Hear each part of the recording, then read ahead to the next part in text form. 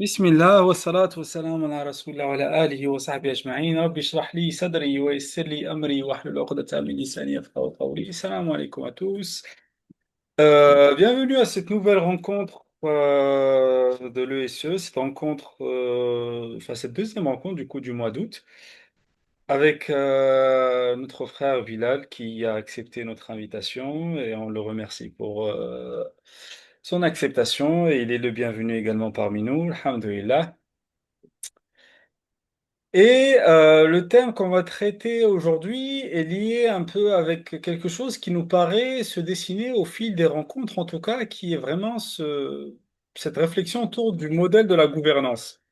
Donc, on a vu dans différentes rencontres qu'on a vues, soit pour la création d'un écolieu, soit pour la création d'un collectif de guérison, soit pour voilà, différentes initiatives qu'on a pu regarder, enfin qu'on a pu découvrir en tout cas ensemble à travers les personnes qui portaient différents projets. La question se posait, et puis la réflexion réellement se pose autour vraiment de ce modèle de gouvernance. Et qui dit modèle de gouvernance, effectivement, se pose la question de l'autorité. D'accord? Parmi aussi les initiatives, en tout cas que l'ESE essaie de développer, c'est entre guillemets le métier de l'historien de conscience. D'ailleurs, voilà, cette année, Inch'Allah, l'ESE va donner un cours avec l'IMM, l'Institut UMM, autour vraiment de cette thématique-là, qui est celle de finalement le rapport entre l'autorité spirituelle et le pouvoir temporel. D'accord? Et cette réflexion-là, en tout cas, ou quelqu'un, par exemple, comme Ibn Khaldoun, qui est considéré comme le père du coup de la sociologie en tant que science d'observation des comportements et analyse et description de schémas directeurs sociaux. Euh, donc lui s'est posé la question, en tout cas, autour de qu'est-ce qui faisait qu'une dynastie pouvait naître, pouvait grandir, pouvait se renforcer et pouvait s'affaiblir jusqu'à disparaître. D'accord? Donc, quel est le schéma et le social et quel est le schéma réellement de cette, si vous voulez, de cette courbe de croissance et de décroissance à l'échelle, on va dire, d'un pouvoir temporel global. Nous, ce qui nous intéresse à l'ESE, c'est plutôt, on va dire, l'échelle de ce qu'on appelle, en tout cas une des disciplines du coup de la sociologie, qui est la sociologie des organisations.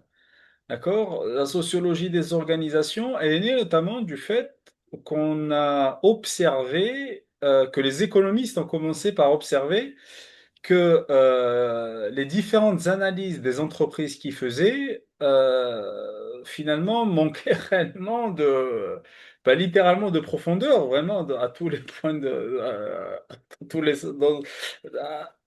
de tous les points de vue. Parce que jusque voilà, dans les années 50, les années 60, enfin, l'entreprise, c'était une espèce de boîte noire où on avait des entrées et des sorties. D'accord? Des entrées et des sorties. Et c'était ça l'entreprise. Et dans cette boîte noire, voilà, il se passe des choses, bon, ça nous intéresse pas trop. Mais la réalité, c'est que, bah, non, au contraire, ce qui se passe dans la boîte noire, parce que ce que les économistes appelaient la boîte noire, c'est là même le cœur du sujet, d'accord? C'est pas une entrée et une sortie. Effectivement, c'est tout un processus de transformation, c'est tout un écolieu, c'est tout un écosystème entreprise, mais effectivement, tout ce qui s'y passe doit être observé, doit être compris.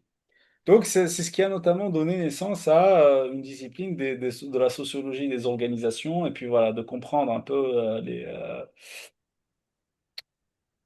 différents mécanismes, les différentes stratégies des entreprises, voilà, partant du Taylorisme, du Fordisme, etc. Et puis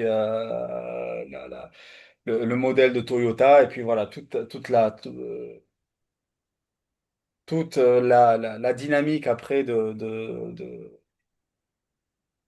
de se recentrer sur le cœur de métier après avoir, voilà, dans le Fordisme, développé, si vous voulez, une vision impérialiste vraiment américaine de vraiment bah, gérer le tout vraiment de A à Z sous contrôle, etc., ben, on passe petit à petit, et surtout avec le modèle Toyota, à une concentration des cœurs de métier. Mais en tout cas, c'est pas aujourd'hui notre sujet. Notre sujet, voilà, c'est cette notion d'autorité finalement, d'un point de vue sociologique. Donc, on a dit que on allait pendant notre cours analyser plutôt le pouvoir temporel et l'autorité spirituelle.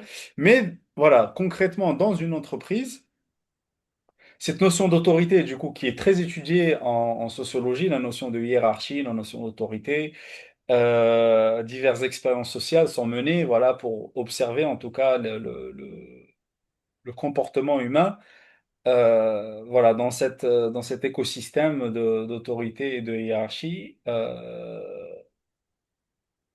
Et on a finalement, et je m'arrêterai sur ça, je pense, pour laisser voilà, la parole je m'arrêterai sur mon introduction pour laisser la parole à notre intervenant, c'est qu'on on a deux extrêmes en tout cas, qui nous paraissent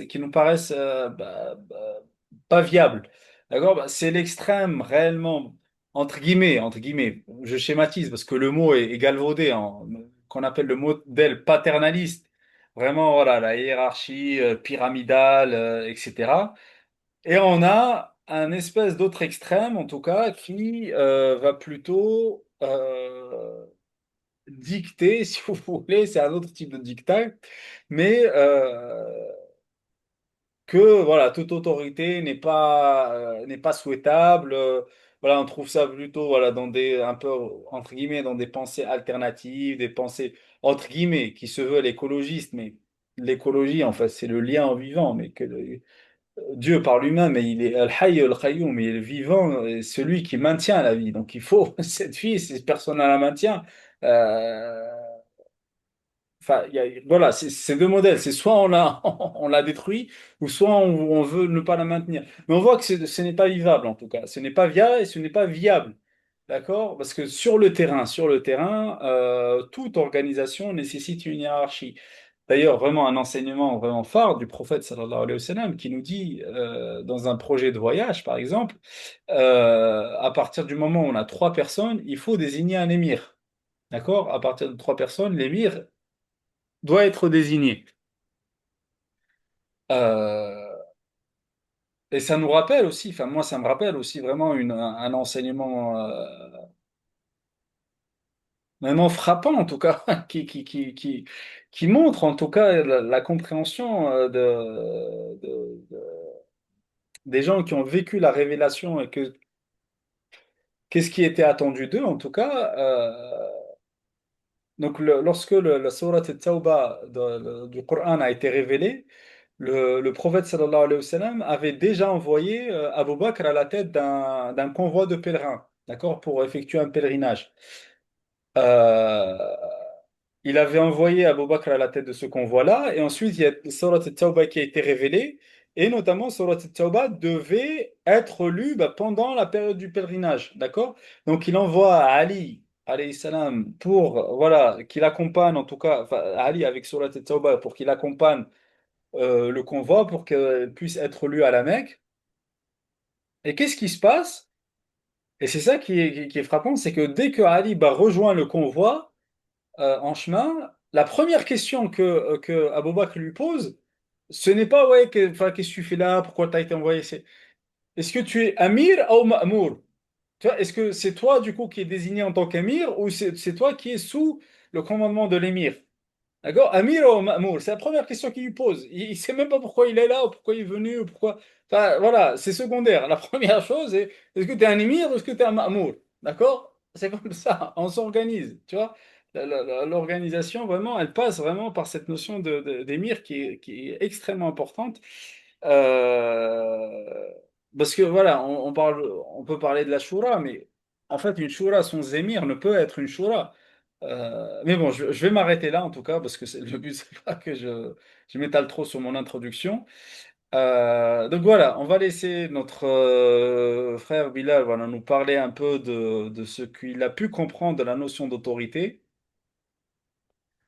Euh, et puis voilà, juste voilà, une petite anecdote en tout cas personnelle. Moi, en tout cas, quand je passais mon bac français, j'ai eu comme texte l'article Autorité de Diderot.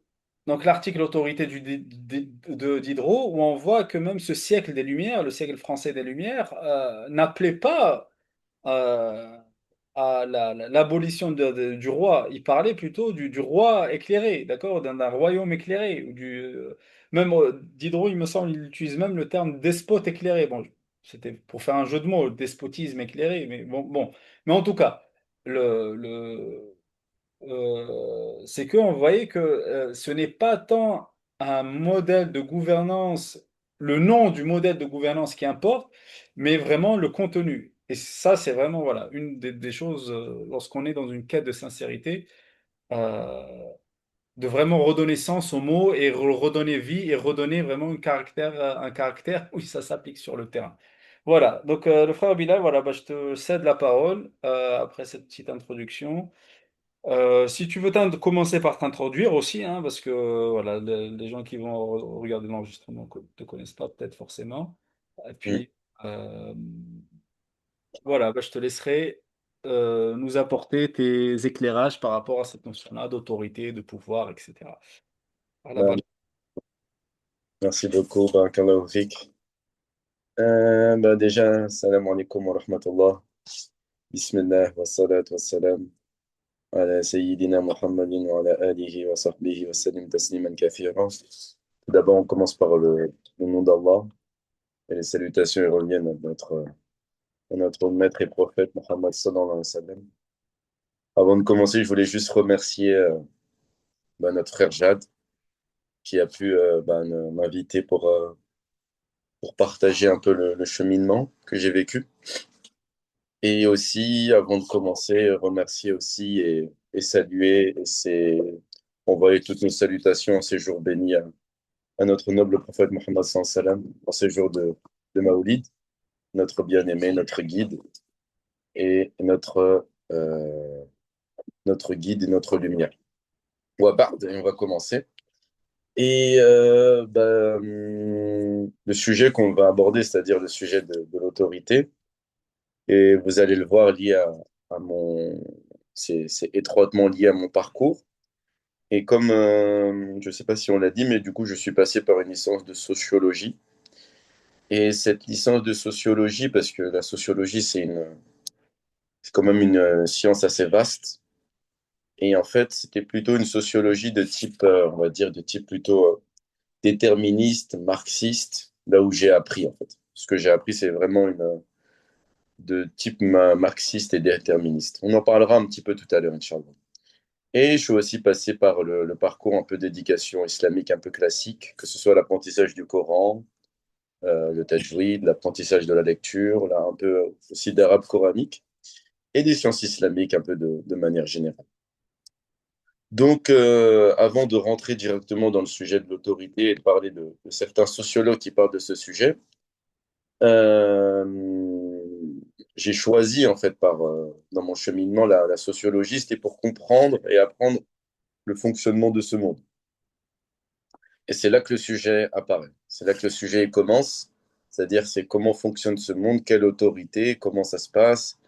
Et les études m'ont permis de comprendre un petit peu cette notion. Donc, on va voir cette notion en deux temps. Le premier temps, ça va être un peu ce que les sociologues, certains sociologues, parce qu'il y a beaucoup, beaucoup de sociologues, mais certains sociologues parlent de cette notion-là, que ce soit d'autorité ou de domination, parce que c'est un peu des notions un peu similaires. Et ensuite, dans un second temps, on va essayer de se concentrer sur le cheminement et qu'est-ce que dit la tradition. Quand je dis tradition, c'est-à-dire qu'est-ce que dit le Coran et certains hadiths sur ce sujet-là, sur cette notion d'autorité et de cheminement. On va essayer de voir en fait ces deux points de vue, ces deux côtés, en quoi ça peut se concorder, en quoi ça peut complètement se différencier aussi, ces deux notions-là, c'est-à-dire cette notion de cheminement et cette notion aussi on va dire, de cette science de la sociologie. Il faut savoir que quand j'ai étudié la sociologie, une des premières choses qu'on nous apprend, c'est un livre qui s'appelle Les règles de la méthode sociologique. C'est-à-dire qu'on nous apprend à faire de la sociologie comme une science. comme la science des faits sociaux, de voir tout ce qui se passe dans le social comme des faits. C'est-à-dire que la sociologie, aujourd'hui, on l'appelle science sociale, mais comment on l'apprend, on veut la mettre en avant comme étant une science, entre guillemets, une science dure. On veut la mettre en avant comme étant une science dure. On veut la mettre en avant comme étant une science qui va prouver des faits. C'est ça comment on veut la mettre en avant. Et sans plus tarder, on va aller directement dans les formes d'autorité ou de domination chez un sociologue qui s'appelle Max Weber. Et Max Weber, il distingue trois grands types, on va dire, d'autorité ou de domination. Quand il dit la première autorité ou la première domination, il parle de la domination qu'on appelle traditionnelle. C'est-à-dire que cette domination-là, elle repose sur la coutume et la tradition. On a un exemple, l'autorité par exemple d'un chef familial, un chef monarchique, un chef religieux. C'est des formes d'autorité qui ont toujours existé et qui ont toujours été comme ça. Il distingue ce premier type idéal. Le deuxième type qui distingue, c'est plutôt une domination ou une autorité plutôt charismatique. Et cette autorité charismatique ou cette domination charismatique, elle repose sur la personnalité et les qualités exceptionnelles attribuées à un individu. Là, on peut parler par exemple de quelqu'un qui a beaucoup de leadership, de quelqu'un sur un leader politique par exemple ou un révolutionnaire qui va rassembler en fait des personnes autour de sa personnalité. C'est-à-dire que les gens vont le suivre pour, ce, pour la personne. Ça, c'est pour son charisme, pour les qualités que la personne porte en elle. Et le troisième type de domination ou bien d'autorité, c'est une domination qu'on appelle légale ou rationnelle. Et celle-ci, elle repose sur des règles, des lois et des procédures. Et en fait, on ne va pas obéir simplement à la personne, mais plutôt à la fonction qu'elle occupe et aux règles qui vont définir cette fonction-là. Par exemple, on va prendre l'exemple d'un policier qui va représenter en fait la loi, un juge qui va aussi représenter la loi, ou bien un fonctionnaire qui peut aussi représenter la loi d'une certaine façon. Et tout cela, en fait, le policier, le juge ou le fonctionnaire, ils exercent une autorité parce qu'il y a un système juridique qui lui donne cette compétence-là. Donc, on distingue, pour synthétiser ce qu'on a dit avant de passer à la suite, trois formes de domination légitime ou trois formes d'autorité légitime. Celle qui est traditionnelle, et on va voir que cette autorité traditionnelle, notamment dans notre époque moderne, elle tend à disparaître et elle tend même à s'effacer.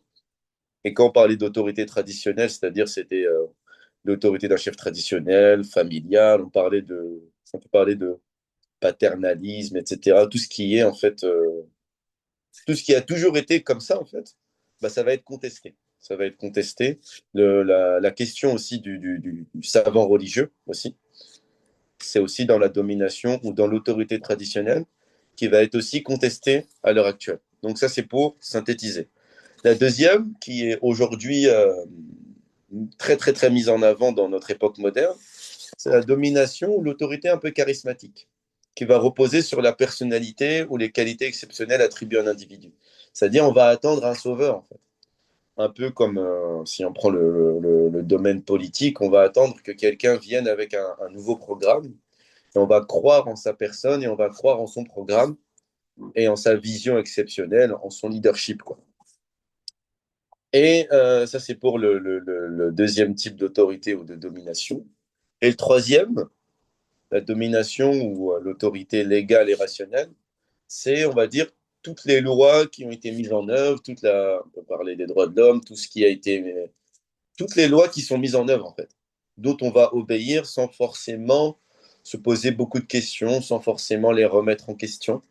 Et en fait, cette autorité-là et cette domination-là, elle est toujours présente. C'est-à-dire que le policier exerce toujours sa fonction, le juge, le fonctionnaire. C'est des autorités qui, en fait, sont basées sur des systèmes qui nous influencent. Donc, on va garder ça en tête et on va faire un parallèle tout à l'heure avec la question de la modernité et avec, euh, avec René Guénon, Inch'Allah. Alors ensuite, on va passer à un autre sociologue qui va parler en fait plutôt, c'est toujours cette question d'autorité, mais sur la fonction de la société. Et c'est aussi un sociologue qu'on étudie beaucoup là où j'ai étudié la sociologie. Et C'est juste, du coup, pour résumer en fait la première partie là que tu nous dis, donc finalement, la tendance actuelle ou moderne, ou peu importe, c'est Mm, que on remet en cause l'autorité traditionnelle, on remet oui, en cause l'autorité charismatique, et oui, en gros, c'est juste une idée, un concept en fait finalement qui peut rester rassembleur, c'est ça? exactement, Voilà. c'est ça, Ouais. Ouais. exactement ça. C'est-à-dire, Bah, juste pour faire traditionnel. le parallèle, en fait, c'est vraiment ça, bah, c'est vraiment ça une des raisons coraniques, en tout cas, que les gens n'acceptaient pas les prophètes. Parce Mm, que, justement, bah, enfin, un des arguments, c'est que bah, pourquoi est-ce qu'un être humain comme nous va avoir plus d'autorité que ce que l'on peut avoir? En tout cas, voilà, c'est effectivement, bah, alors que, voilà, on préfère ce qu'on appelle les divinités, entre guillemets, enfin, divinité, enfin, c'est pas tant la statue en fait, mais c'est vraiment la statue mentale, c'est-à-dire l'idée en fait, tu vois. C'est-à-dire l'idée par exemple, il y avait une des divinités qui est citée d'ailleurs dans le Coran qui s'appelait la Uzza, mm, d'accord? La Uzza et qui est justement liée à ce pouvoir temporel, d'accord? C'est que ben, nous, on est les détenteurs du pouvoir temporel, la Uzza. Tu vois? C'est pas la Uzza, c'est pas juste une statue à la Mecque, puis voilà. Non, c'est tout le symbole du pouvoir temporel. Nous, on est les détenteurs de la Uzza. Pourquoi est-ce que on va, alors que Dieu répond en fait, Walillahi al-Izza, wali rasuli walil mu'minin, walakin al-munafiqina yafqahun. Que finalement, la Izza, de manière ultime, linguistiquement, en fait, elle appartient. Ce que même vraiment le document qui était issu de la Révolution française appelle l'être suprême. Enfin, beaucoup de gens ne le savent pas, mais il est fait référence tu parlais des droits de l'homme, la Déclaration des droits de l'homme à l'issue de la Révolution, de l'être suprême. C'est-à-dire qu'on ne supprime pas, en fait, vraiment. C'est juste qu'on dépasse, entre guillemets, bah, un clergé qui va nous monopoliser l'autorité, etc. Mais en tout cas, voilà, c'est intéressant de effectivement voir que que l'être humain a du mal. L'être humain a du mal avec cette autorité et surtout si elle n'est pas contraignante. Parce que dans un premier temps, un prophète arrive justement, comme tu disais, avec une réforme, une nouveauté mm. euh, qui perturbe l'ordre social établi en tout cas. Mais je te laisserai continuer, mais en tout cas, c'était juste pour faire ce parallèle-là et résumer un peu. C'est intéressant, c'est très intéressant, je te remercie. Donc, oui, en tout cas,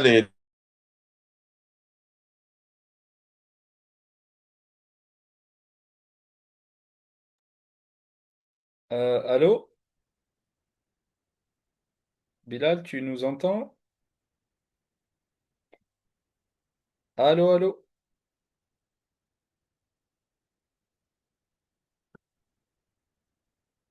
Bilal?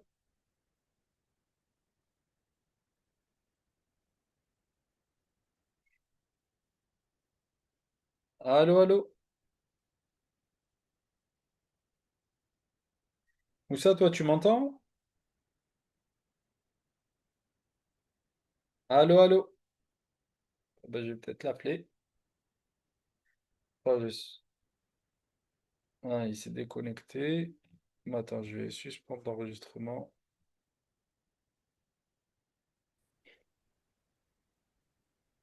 Oui, du coup, on t'écoute après cette petite coupure. Petit ouais, bug désolé. informatique. Oui, vas-y. Du coup, tu allais reprendre la parole pour continuer, Ouais. Inch'Allah, sur un nouveau thème. On t'écoute.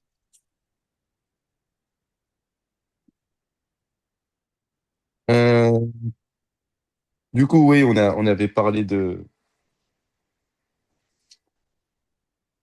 Tu m'entends? Oui, oui, on t'entend. Oui, je t'entends. Je t'entends. Ok, nickel. On avait parlé du coup de Max Weber. Ensuite, là, on va parler en fait de la d'Émile Durkheim, qui va parler en fait d'une autorité, mais une autorité qui nous influence, sans forcément qu'on s'en rende compte pleinement.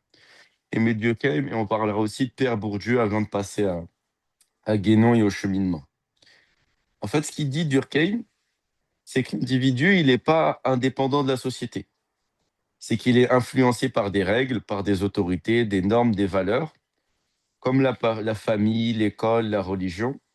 Et en fait, il appelle cela, lui, des faits sociaux. C'est lui qui appelle ça comme ça. Et lui, il a écrit un livre il donne les règles de la méthode sociologique. Il dit que la première règle, ça c'est sa vision, qui est la plus fondamentale pour lui, c'est de considérer les faits sociaux comme des choses.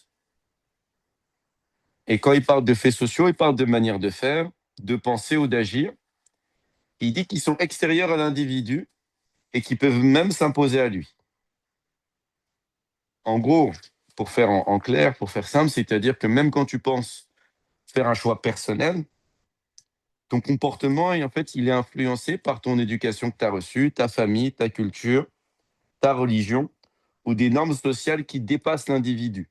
C'est-à-dire que, en fait, ce qu'il veut dire, c'est qu'il y a toujours une autorité au-dessus de l'individu, qu'elle soit visible ou invisible.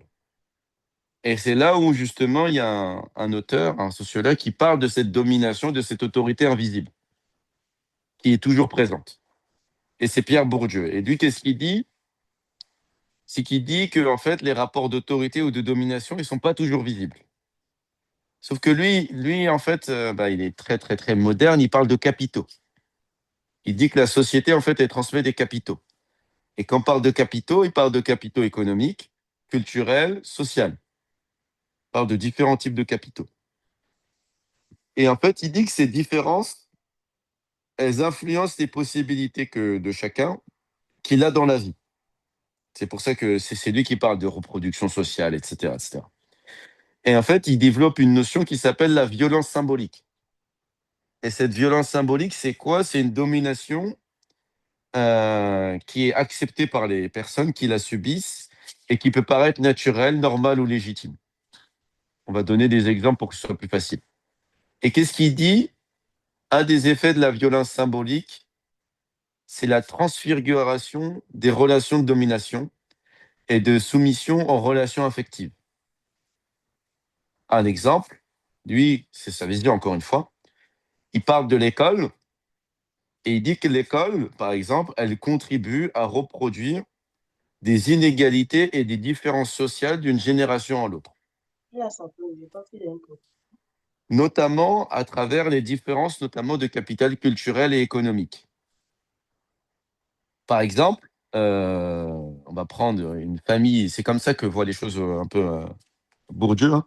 Tu vas prendre une famille plutôt bourgeoise qui a beaucoup de capitaux culturels et économiques, c'est-à-dire que l'enfant va apprendre à lire tôt, l'enfant a ses parents ont certains revenus économiques. Ça va reproduire des inégalités dans la génération suivante, tandis que ceux qui n'ont pas des capitaux culturels et économiques suffisants vont plus être euh, vont plus être dans une inégalité vis-à-vis des capitaux culturels et économiques quand ils vont grandir à l'école et quand on parle de ceux qui ont grandi dans les quartiers, etc. C'est un peu ça que dit Bourdieu pour un faire un peu simple. Donc, là, ce qu'on vient de voir, on vient de parler de quoi? On vient de parler avec Durkheim, c'est-à-dire comment, on va dire, la société, parce que la société, c'est un ensemble de beaucoup de systèmes en réalité. Il y a l'école, il y a la famille, il y a la religion, il y a beaucoup de choses quand on parle de société. Mais Durkheim, il parle plutôt de comment la société, avec tous les systèmes qui construisent la société, elle va influencer l'individu. Et pourquoi j'ai parlé de Bourdieu? Parce que Bourdieu, lui, il va parler, en fait, qu'il y a toujours une autorité invisible, qu'on le veuille ou non. Qu'on le veuille ou non, il y a toujours une autorité, des dominations qui sont invisibles et qui se reproduisent.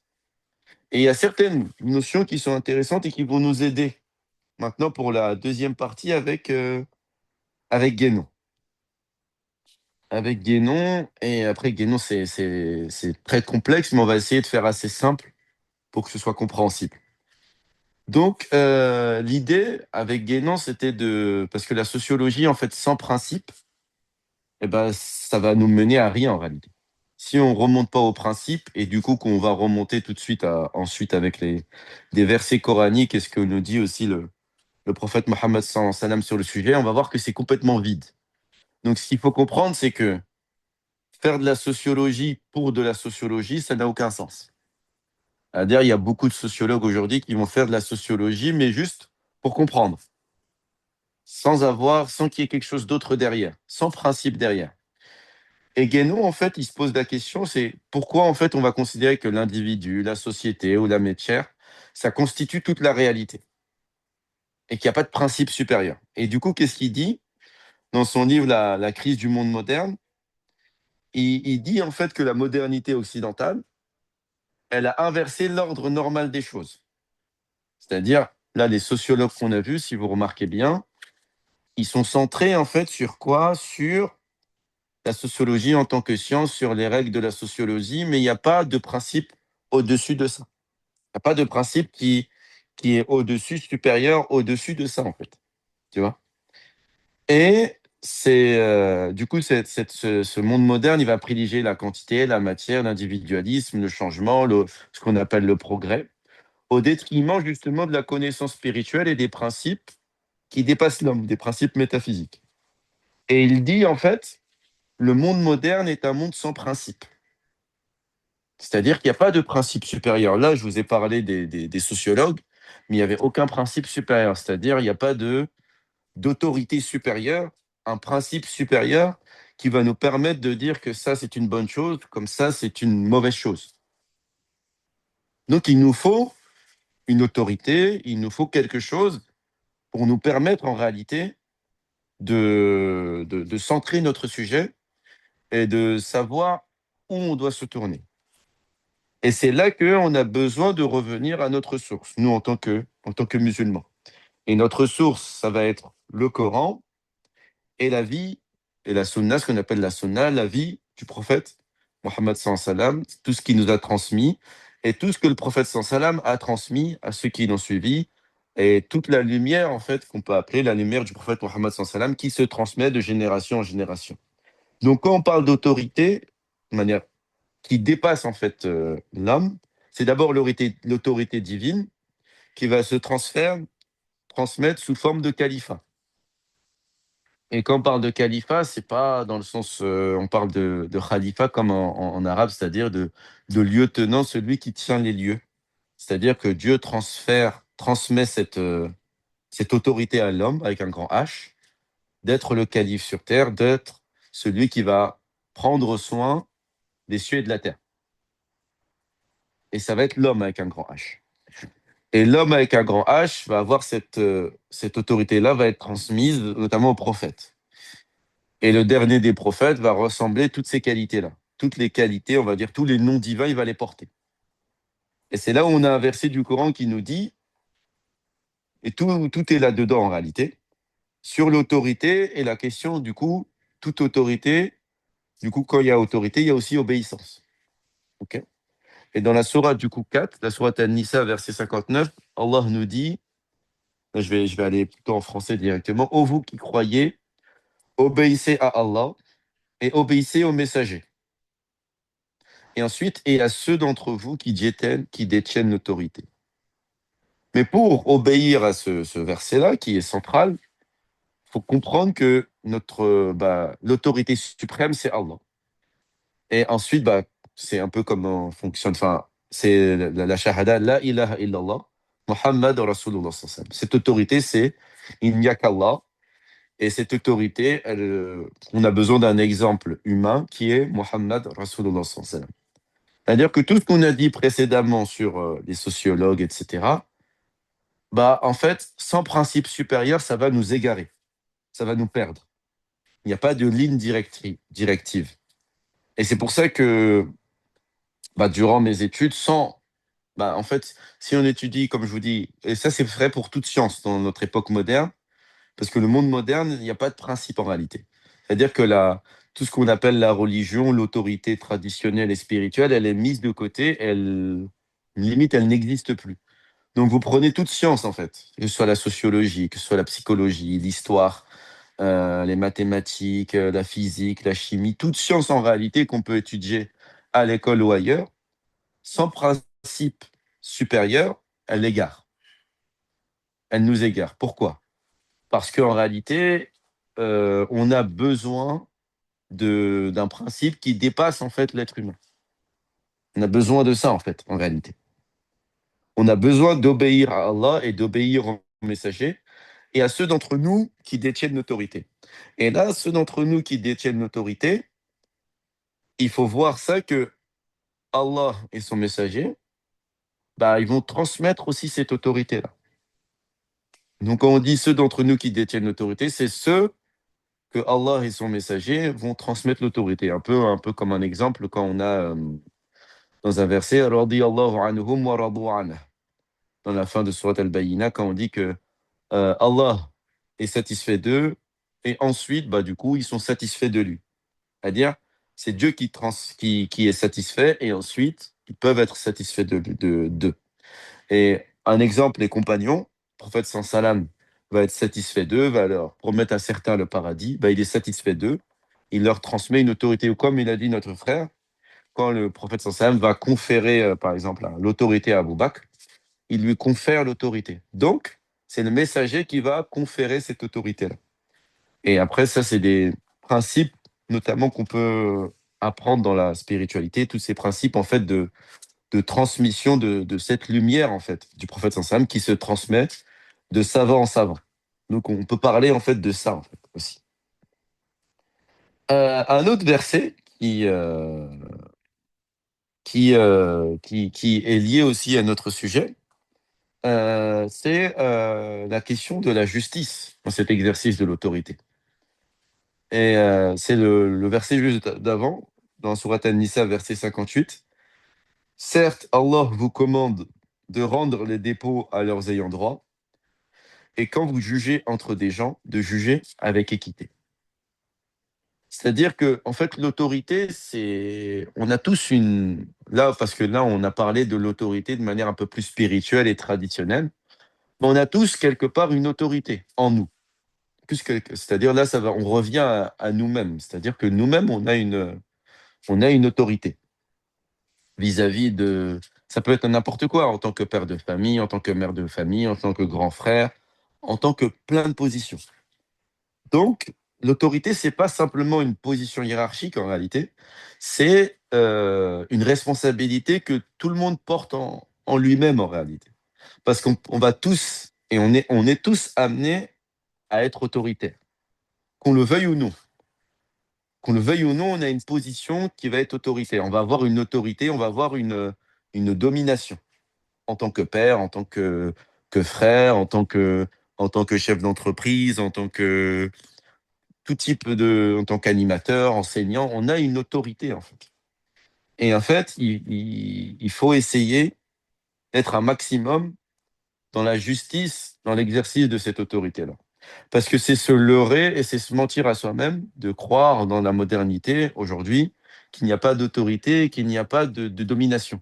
C'est là où je vous avais dit que ça va être intéressant de garder certaines notions quand, par exemple, Bourdieu, il disait qu'il y a de la domination invisible. Ça, c'est vrai. C'est vrai parce qu'à l'école, l'enseignant, de par sa fonction, il a une autorité. Et en fait, c'est pas la personne qu'on va voir, mais c'est ce qu'elle représente. C'est-à-dire que désobéir à un enseignant, c'est désobéir en fait au monde de l'école en réalité. À l'école avec un grand E. Donc, l'enseignant exerce une autorité, qu'il le veuille ou non. Pareil pour le policier, pareil pour chacun d'entre nous, pareil pour un père de famille. On exerce en fait une autorité. Donc, Tu vois, moi, j'aimerais quand même revenir sur un mot que tu as utilisé. Effectivement, on a tous une autorité. mhm, Mais du coup, tu as utilisé pour moi deux termes qui me semblent contradictoires, en tout cas, parce que nous, oui, à l'EEC, on est très porté sur ce qu'on appelle la théologie de la libération, en tout cas. C'est le mot de oui, domination. Et oui, pour moi, en fait, justice et domination ne peuvent pas se coïncider. Pourquoi? Parce que si on regarde concrètement, on avait donné l'exemple effectivement de comment le prophète a légué du coup l'autorité derrière lui, mais aussi comment elle s'est exercée derrière, en fait, c'est que le, voilà, en tout cas dans l'imaginaire musulman, effectivement, l'exemple là où la justice a pu équilibrer en tout cas tout l'écosystème, c'était l'époque de Omar radiallahu anhu, et il disait en fait, Sayyidul Qawmi khadimuhum. Tu vois, que le seigneur d'un peuple, ou le d'un seigneur peuple. d'un groupe, ou le seigneur d'un collectif, est celui qui est le plus à leur service. Tu vois? Et c'est Oui, comme ça, en fait, que justement, et ça vient vraiment de l'éducation prophétique, où effectivement, on voit dans un épisode où Omar rentre voir le prophète sallallahu alayhi wa sallam dans son lieu de retraite, et il voit en fait vraiment la simplicité de sa chambre. Et il commence à pleurer en fait, du fait de la simplicité de sa chambre. Et il lui dit que j'ai les rois de Perse, les rois l'empereur byzantin, le truc. Le roi d'Égypte, ils ont des palais, ils sont dans une luxure, etc. Alors que toi, ya Rasulallah, voilà, il y a rien qui ne porte l'œil, enfin, traduction mm, littérale, si on peut, il n'y a rien qui ne porte l'œil dans ta chambre. Bon, je sais pas comment traduire oui, en tout cas, mais voilà, vous avez compris l'idée. mm, Euh, et il lui a dit, Ya Omar, n'est-ce pas suffisant qu'on a le monde spirituel et qu'ils ont le monde matériel ou matériel. technique, tu vois? Euh, Mm, et donc, et effectivement, on voit cet exemple-là de Omar qui disait Sayyidul Qawmi Khadimuhum, mais aussi, subhanallah, c'est quelque chose qui se perd très rapidement. Et qui se perd très rapidement parce que on a l'exemple d'un Sahabi, me semble, qui regardait la deuxième génération, ce qu'on appelle la génération des Tabi'in. Auprès des gens, en fait, voilà, qui commencent à donner des fatwas, auprès des gens, voilà, qui étaient mis là en tant qu'imam, etc. Et il leur disait, je vous vois donner vos fatwas sur des choses auxquelles j'aurais vu Omar rassembler les gens de Badr autour de lui pour pouvoir décider. mm. D'où la notion de shura, en tout cas, qui est extrêmement importante, parce que, et ça vraiment c'est le frère Taïb Chouref qui l'a expliqué particulièrement dans l'exemple de Omar ibn Abdelaziz, parce qu'effectivement, enfin, vraiment cette notion de Sayyid al-Qawmi Khadimuhum disparaît très vite Mm, vraiment 40 ans de l'égir, ça y est, c'est terminé déjà, tu vois, vraiment, c'est cette notion vraiment d'autorité pour et pas d'autorité que ça devient vraiment un pouvoir de domination au lieu d'être une autorité pour. Mais effectivement, elle revient, voilà, de manière, on va dire un peu furtive, mais voilà, elle revient quand même pour dire que la possibilité de la chose à l'époque d'Omar ibn Abdelaziz. Et Taïb Chouiref, justement, pour expliquer un peu l'ego, comment il fonctionne, etc. Il disait que par défaut, en fait, par défaut, l'ego, si tu lui laisses libre cours, euh, bah, il va vouloir dominer. Tu vois, tu lui laisses une c'est petite ça. autorité, il domine. Que dire, voilà, si tu es, ben, entre guillemets, voilà, le chef de l'État à l'époque d'Omar ibn Abdelaziz, d'un empire qui va de l'Andalousie jusqu'aux portes de la Chine, voilà, c'est énorme pour une seule personne. Mm, D'où l'importance, effectivement, qu'Omar ibn Abdelaziz, ce qu'il fait, c'est qu'il se met notamment sous il met son pouvoir temporel sous l'autorité spirituelle, ben voilà, de gens comme Hassan al-Basri, comme des gens de Ahl al-Shura, etc., de Médine, mm, pour maîtriser son ego, parce que l'ego, naturellement, lui, يريد الإنسان ليفجر أمامه, vraiment, il va vouloir, vraiment, voilà. mm, Et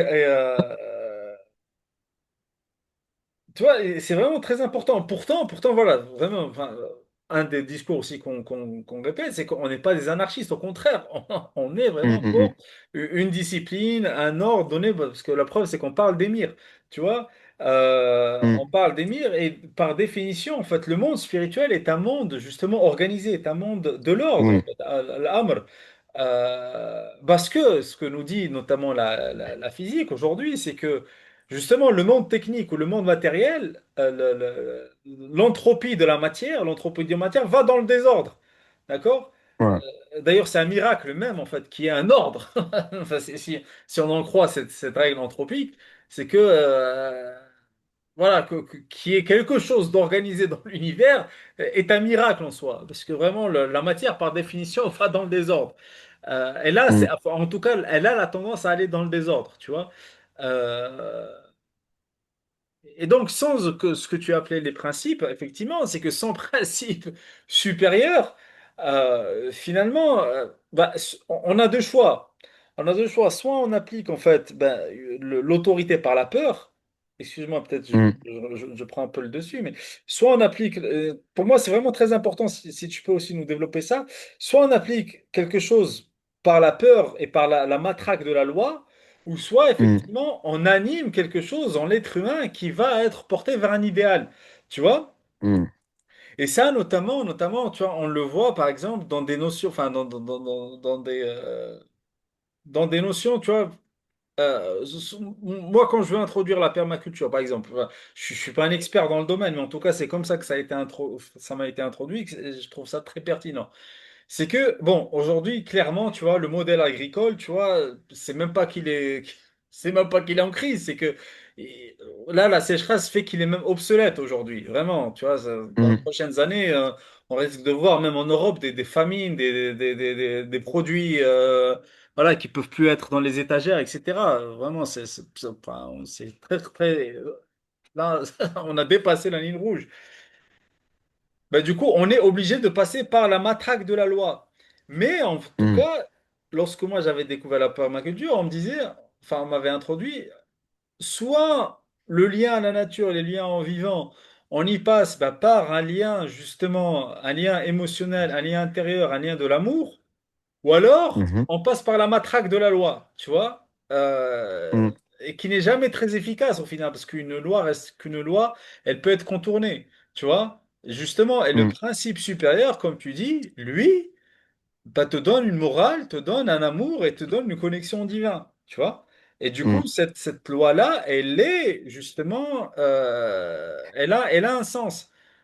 Parce que notamment Montesquieu, enfin, il me semble que j'ai pas lu en entièreté, en tout cas, son œuvre, L'Esprit des lois, mais en tout cas, les chapitres, en tout cas, que j'ai pu parcourir, c'est vers ça, en tout cas, qui voudrait ramener. Il me semble, en tout cas, parce que je veux pas juger sur quelque chose que je ne connais pas en entièreté, mais en tout cas, voilà, c'est un peu ça. Et donc, c'est un peu cette dynamique. Donc, ce que tu nous expliques, c'est que finalement, la sociologie, elle va aller juste dans des espèces de lois.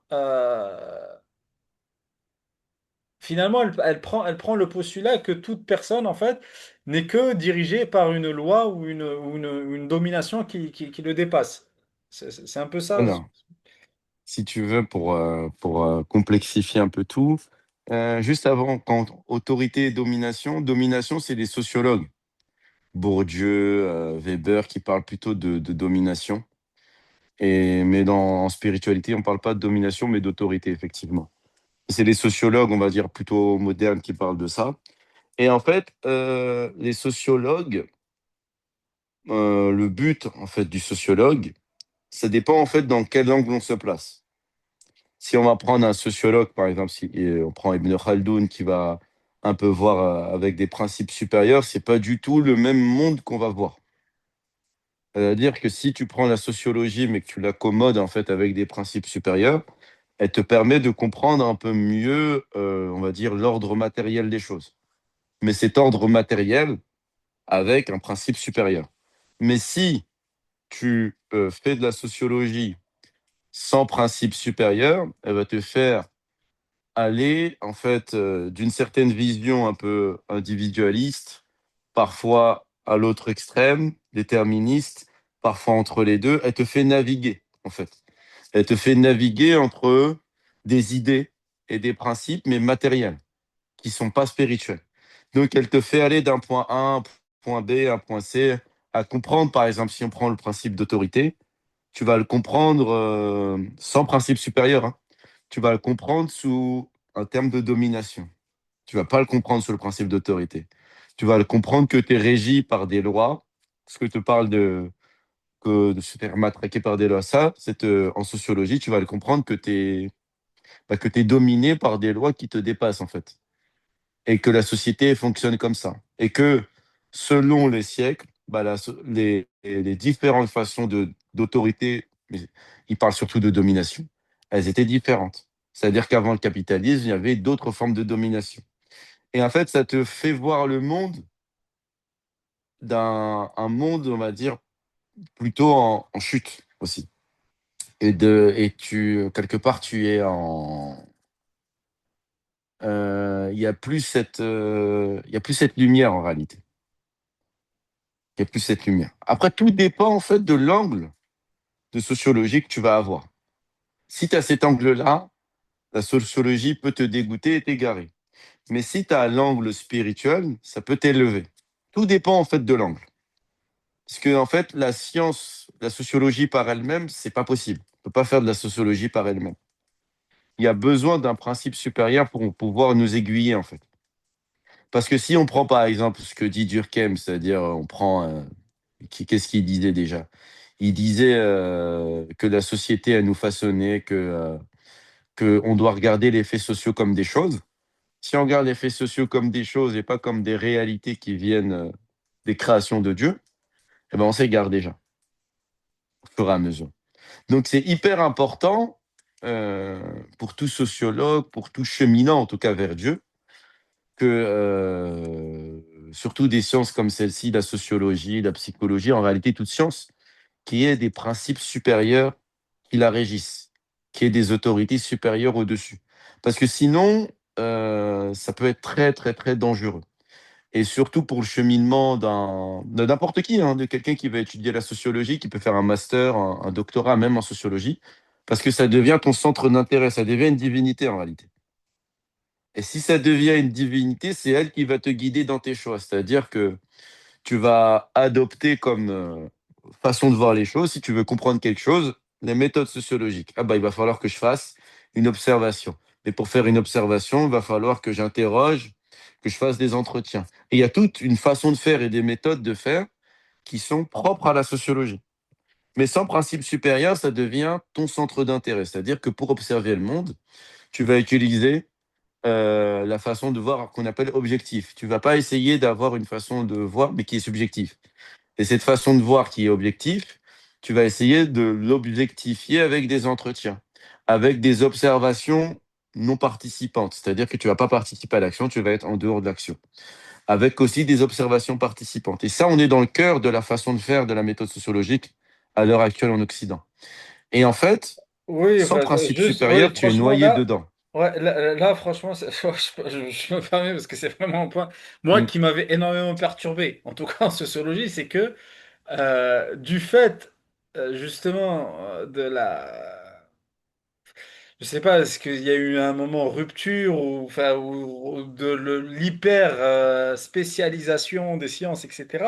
C'est quand on te mm, dit que la sociologie et la gestion, c'est complètement deux choses complètement différentes. Alors que tu parlais là, mm. tout à l'heure de lieutenant, le tenant-lieu, et tu as parlé de régence et de gérance, c'est que finalement la sociologie doit te mener à une meilleure gestion des choses. Mais en tout cas, moi, ce que je vois, c'est que, enfin, d'après ce que j'ai compris, en tout cas, de ma petite confrontation, on va dire, avec le milieu de l'étude plus approfondie de la sociologie, c'est que on souhaite faire, je pense aussi un peu le message que tu veux nous faire passer, c'est qu'on souhaite faire de Mm. la sociologie juste un truc, voilà, il faut observer pour comprendre de manière soi-disant objective et tu t'arrêtes là. Tu vois? C'est exactement ça. En fait, enfin, je sais pas si vous le vivez comme ça ou c'est moi qui suis peut-être un peu trop sensible ou je sais pas quoi. Mais pour moi, c'est ultra frustrant en fait. Tu sais, c'est-à-dire Ah que bah oui. tu observes quelque Tous les chose. sociologues sont frustrés à l'heure actuelle parce que justement, Mais ils sont oui, frustrés parce qu'on leur dit que vous êtes juste des beaux parleurs en réalité. oui, C'est-à-dire, enfin, vous faites des oui, analyses, mais il n'y a aucune action sociale qui se fait suite à rien. cette analyse. Voilà. Et Mm.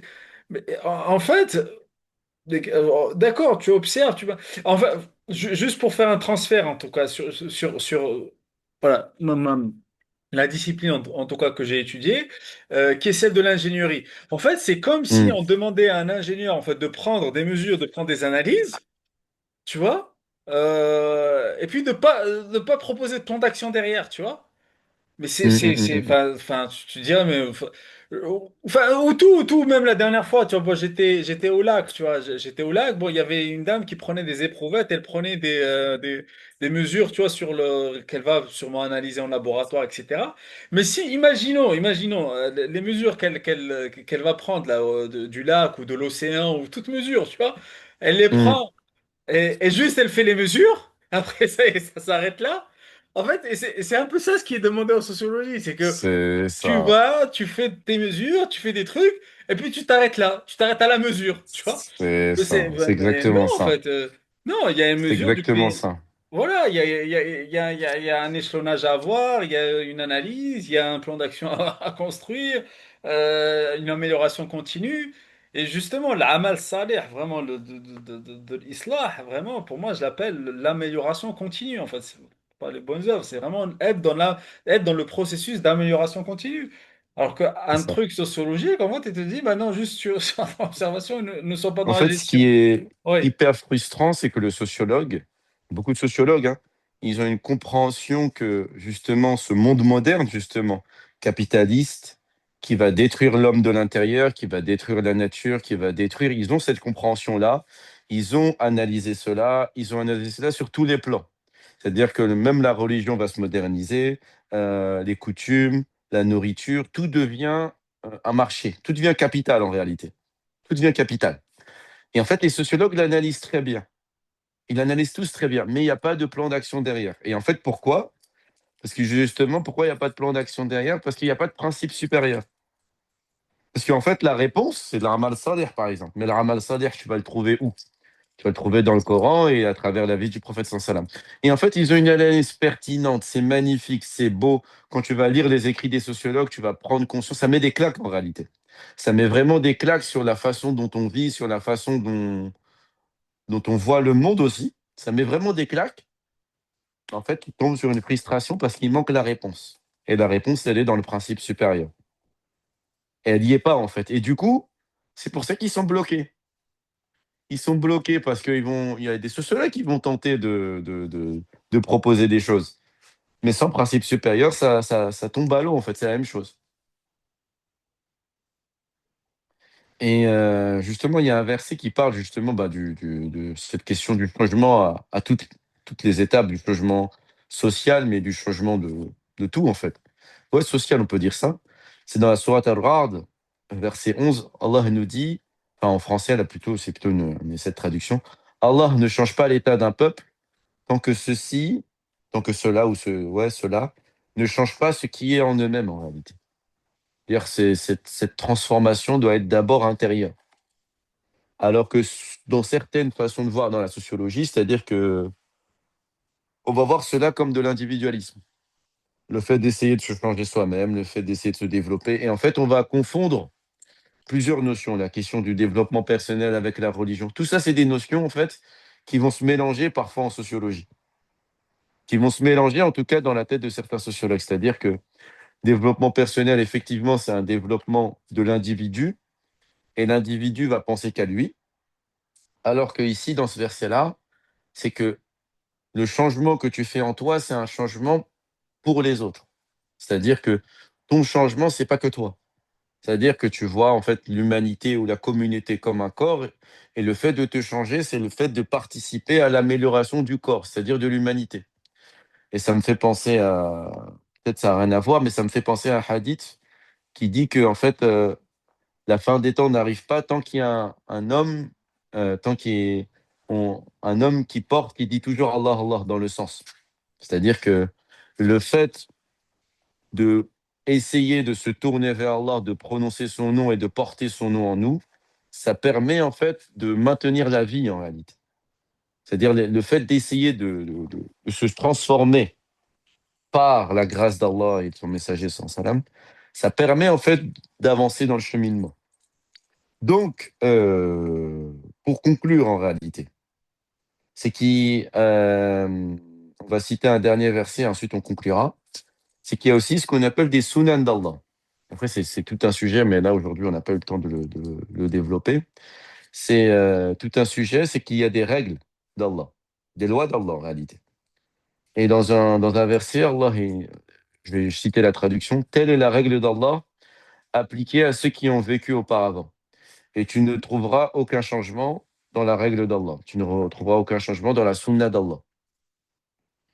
Et après, bien sûr, il faut tout la sourate, ce verset-là, il est dans sourate Al-Ahzab, sourate des coalisés. Donc, il faut tout le contexte, etc. Mais ce qu'on doit apprendre et comprendre, c'est qu'il y a des principes et des lois qui dépassent en fait l'être humain. L'être humain n'est qu'une créature. C'est-à-dire, il ne peut pas, il peut penser par lui-même, mais il est limité. Il peut faire des actions par lui-même, mais il est limité. Il peut faire plein de choses par lui-même, mais il est limité. Et donc, il y a toujours eu des principes et des lois qui se sont manifestés dans l'histoire et dans les sociétés, dans chaque peuple, dans chaque famille, toujours. Mais il y a des règles et des sunnas d'Allah qui sont au-dessus de ça. Et c'est ce que disait René Guénon quand il disait que il y a des principes métaphysiques qui dépassent en fait l'être humain et c'est ça en fait l'autorité, ces principes métaphysiques-là. Et ces sunnas d'Allah, ce sont des principes qu'on peut retrouver à travers le Coran, à travers le Hadith, comme par exemple quand tu disais que le maître d'un peuple, c'est celui qui est le plus utile aux autres. Ça, c'est un principe qui dépasse, en fait, qui est enseigné par le prophète sans. Donc, il y a plein de principes qui vont dépasser l'homme et qui nous sont enseignés. Et en fait, toute science, en réalité, toute science, hein, a besoin de principes métaphysiques et d'autorité, en réalité, spirituelle pour pouvoir s'exercer de manière saine. Sinon, ça va créer un égarement ou une frustration, un égarement, quoi. Parce que faire de la sociologie pour de la sociologie, ça te mène à la frustration, ça te mène en fait en fait, tu vas taper un mur. Et ça, je vous dis ça en connaissance de cause parce que la plupart des collègues que j'ai eus en sociologie, ils ont fait ce constat-là de ce monde, qu'ils soient musulmans ou pas, de ce monde capitaliste, de la réalité d'une certaine vision de la réalité de ce monde.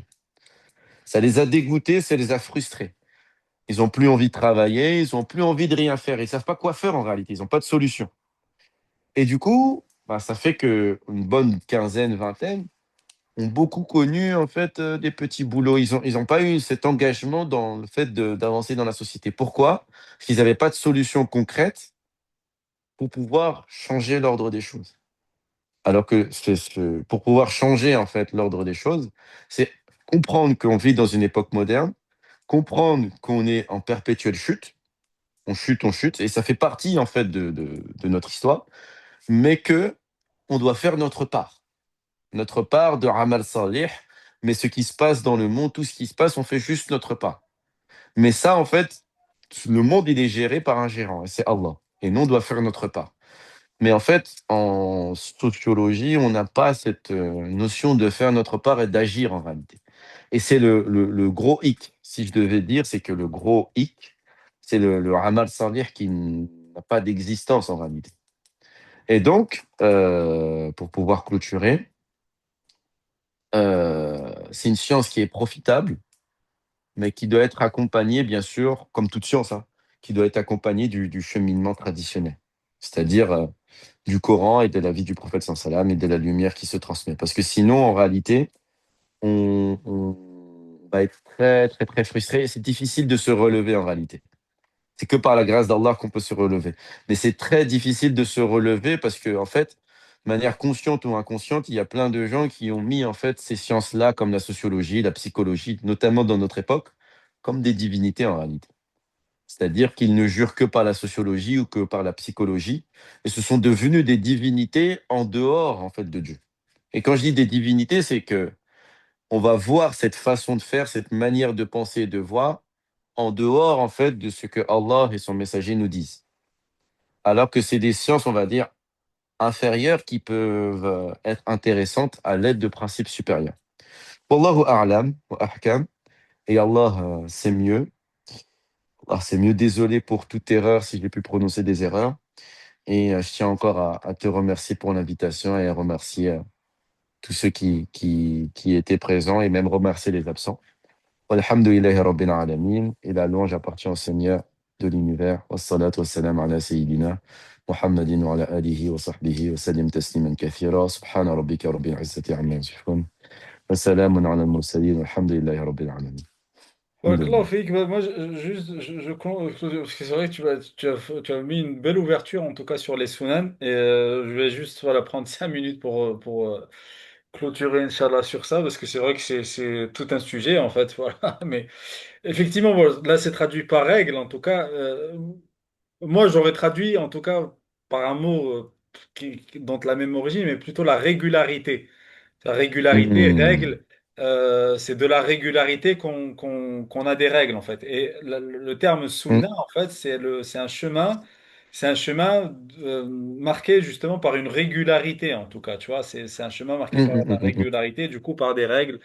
Euh, Bah, par exemple, voilà, un chemin qui a des marques, qui a bah, typiquement ce qu'on connaît aujourd'hui, tu vois, du code de la route, etc. Hmm. C'est ça, en fait. C'est cette régularité qui nous donne des règles. Donc, et ce qui est intéressant, en tout cas, juste voilà, pour clôturer rapidement, c'est que cette phrase-là, bon, à quelque chose près, elle est citée 5 fois dans le Coran, qui parle de Sunnah d'Allah. D'accord? Sunnat Allah. ولن تجد لسنة الله تبديلا, par exemple, Tu me dis hein. là? Et notamment, on la trouve dans Surat al-Fath, en tout cas. Et Oui, aussi. Ouais. oh, pourquoi je parle de Surat al-Fath, je clôturerai sur ça. Enfin, je sais pas pourquoi je parle de Surat al-Fath, mais voilà, c'est particulièrement une sourate qui me touche beaucoup. C'est pour vraiment boucler la boucle, en tout cas pour moi, en tout cas, je sais pas si tout le monde suit.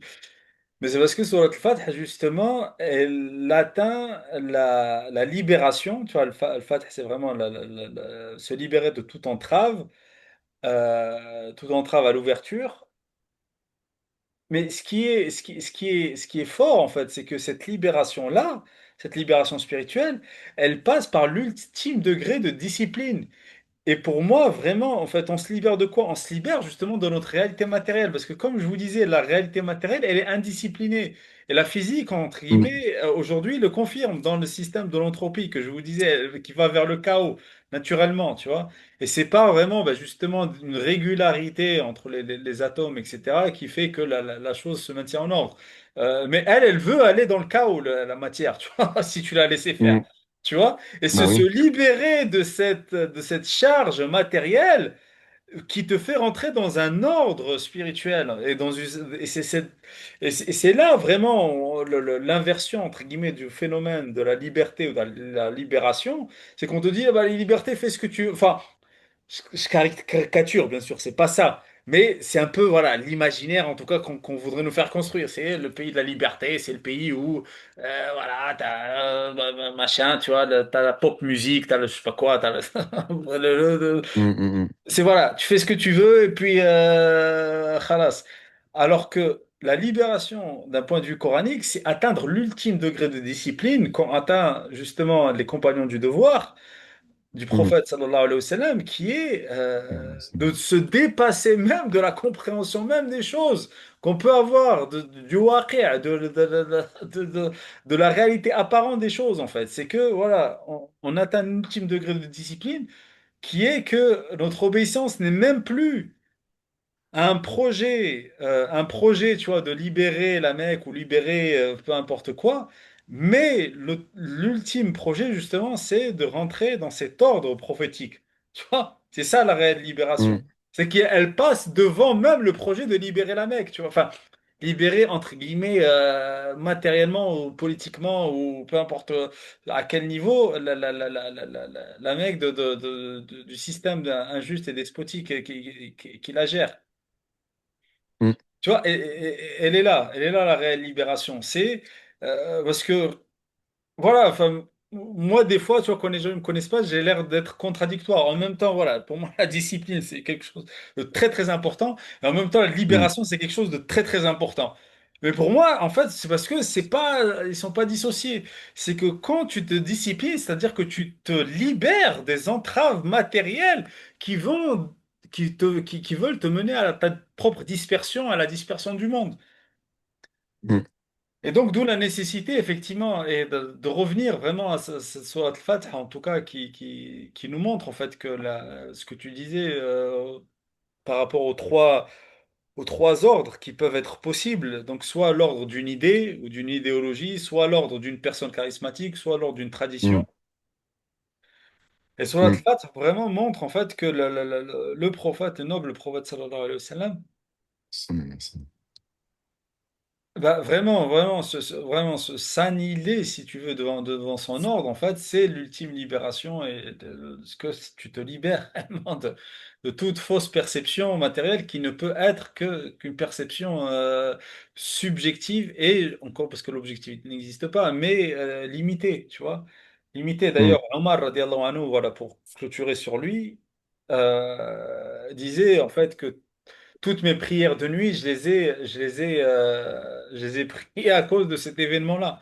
Parce qu'il ne voyait pas, il ne voyait pas ce qu'il voyait, c'est que bah, on n'arrive pas à notre objectif, tu vois. Donc il était mm, dans une libération idéologique, on n'arrive pas à notre objectif. Alors que moins d'un an plus tard, moins de 2 ans plus tard, il a vu même les fruits matériels en fait de cet ordre disciplinaire, tu vois, au prophète sallallahu alayhi wa sallam.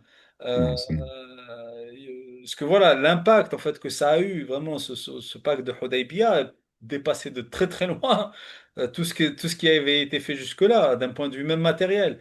Mais mm. lui n'avait pas cette vision-là, en tout cas. Lui C'est n'avait pas ça. cette vision-là, et c'est ça. C'est C'est ça. ça. Ça me Bah, fait barakallahu penser fik, en tout aussi cas, voilà, pour tous ces éclairages, Rafik pour cette Baraka. discussion. Et alhamdoulilah, bah, en parlant de visage, voilà, mon visage se disparaît complètement parce qu'il n'y a pas de. Voilà, c'est le temps de Ouais. disparaître. Salat al-Maghrib. Ça me fait Alhamdoulilah. penser, oui, Oui, vas-y, vas-y. alhamdoulilah. Ça me fait penser en fait à la discipline un peu classique. Si on parle des prières, si on parle du jeûne du Ramadan, un peu des sunnas qui sont des régularités en réalité. Et c'est des formes de discipline en réalité. Et c'est ces formes de discipline-là qui nous permettent en fait de cheminer vraiment et de se libérer. C'est-à-dire que la libération va avec la discipline et avec la régularité. Ça ne se fait pas d'un coup et ça va avec la discipline. C'est-à-dire qu'on prend des exemples, là c'est assez basique, hein. On prend la prière, on prend le jeûne, on prend la zakat, c'est des sunnas, mais dans la façon, comme tu le dis, de régularité en fait, avec discipline, ou comme les prières de nuit. C'est pas en une seule fois, mais c'est avec de la régularité, que par exemple, là, quand tu as pris l'exemple de Omar, qu'il a pu comprendre cette libération que le prophète sallam a vue dans le Hudaybiyah.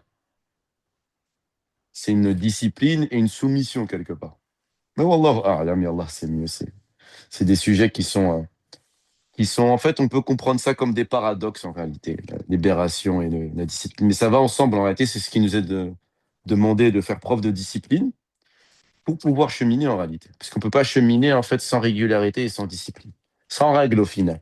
On ne peut pas cheminer sans règle, sans discipline, sans cadre clair et précis qui permet d'emmener vers la libération.